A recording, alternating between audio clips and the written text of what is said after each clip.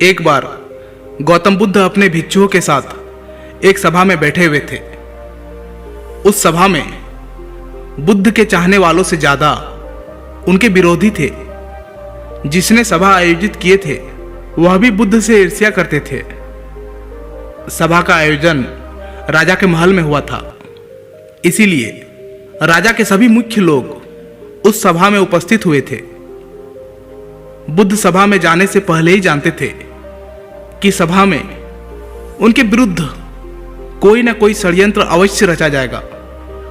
सभा में जाने से पहले उनका शिष्य आनंद बुद्ध को सभा में जाने से मना करता था कि आपको सभा में नहीं जाना चाहिए, वहां के लोग आपके साथ दुर्व्यवहार करेंगे, ना जाने वहां आपके विरुद्ध कोई षड्यंत्र रच रखा होगा।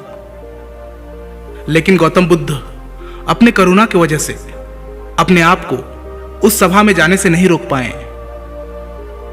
सभा की शुरुआत होते ही बुद्ध के साथ कुछ तीखे प्रश्नों से बुद्ध से ईर्ष्या करने वाले लोगों का यही प्रयास होता कि बुद्ध से कुछ ऐसा प्रश्न पूछा जाए जिसका उत्तर गौतम बुद्ध ना दे पाए। परंतु बुद्ध सभी प्रश्नों का उत्तर बड़ी आसानी से दे देते थे। सभा में बैठे सभी लोग अपने अपने प्रश्न बुद्ध से पूछ ही लेते हैं और उन्हें प्रश्नों का उत्तर भी मिल जाता है। तभी अचानक वहां एक स्त्री आती है और बुद्ध से कहती है कि आप तो ध्यान की बातें करते हैं, ज्ञान की बातें करते हैं, सत्य की बातें करते हैं, आप लोगों को सत्य की राह में चलने की दिशा निर्देश देते हैं।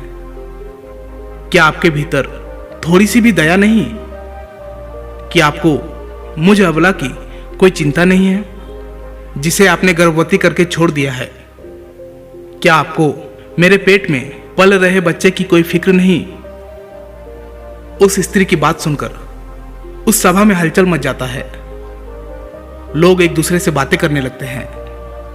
उस सभा में बैठे हर एक व्यक्ति खड़ा हो जाता है और कहता है कि औरत के सौंदर्य के आगे बड़े बड़े ज्ञानी भी अपने घुटने टेक देते हैं, तो फिर यह बुद्ध क्या चीज है? उसी में कोई और खड़ा होता है और बोलता है कि हमें बुद्ध से यह उम्मीद नहीं थी कि बुद्ध इतना भी नीचे गिर सकता है। इसी तरह सभी के सभी लोग खड़े होकर बुद्ध को भला बुरा कहते हैं, बिना सत्य को जाने ही कि सत्य क्या है बुद्ध को भला बुरा कहने लगते हैं। जब सभी लोग अपने मन की भड़ास निकाल लेते हैं तब राजा कहता है कि बुद्ध आप अपने सफाई में क्या कहना चाहोगे? और वह राजा भी बुद्ध से ईर्ष्या करता था। वे चाहते थे कि कैसे भी बुद्ध बदनाम हो जाए। यहां पर एक जरूरी बात आपको समझना चाहिए कि इस सारी घटना का बुद्ध पर कोई असर नहीं था और ना ही लोगों के अशब्दों का बुद्ध पर कोई असर था, और उस स्त्री के झूठे आरोप का बुद्ध पर कोई असर नहीं पड़ा। जानते हैं क्यों? क्योंकि बुद्ध सत्य को जानते थे। वे अपने नजर में सही थे। सूत्र यही है कि चाहे पूरी दुनिया आपके खिलाफ क्यों ना हो जाए, अगर आप अपनी नजर में सही है, अगर आप अपने आप को जानते हो कि आप सत्य के साथ खड़े हो, तो आपका कोई भी कुछ बिगाड़ नहीं सकता है। सभा के सभी लोग संदेह में थे। वहां तक कि बुद्ध के कुछ शिष्य में भी संदेह आ गया था। लेकिन बुद्ध जानते थे कि वह क्या है, इसीलिए उनके चेहरे पर थोड़ा सा भी बदलाव नहीं था।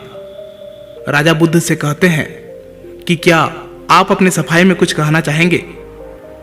बुद्ध उस स्त्री से कहते हैं, पुत्री, इस पूरे ब्रह्मांड में केवल दो ही लोग इस सत्य को जानते हैं कि तुम सत्य कह रही हो या असत्य।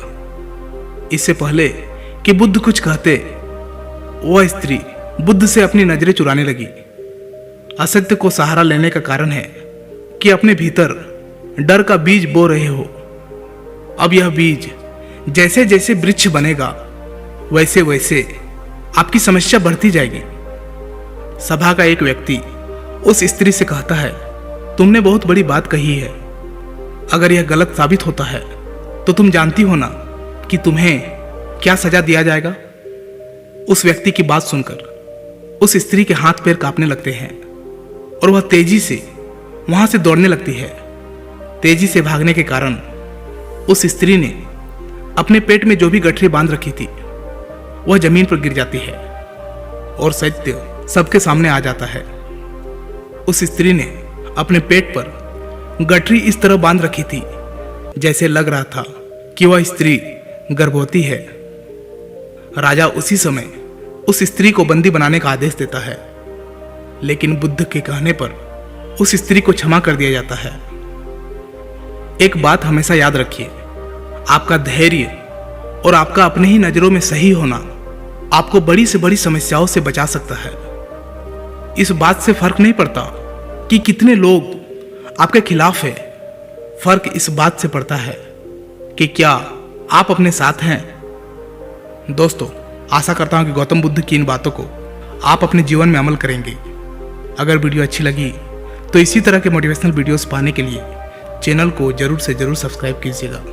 फिर मिलता हूं कोई नेक्स्ट वीडियो में, तब तक के लिए धन्यवाद।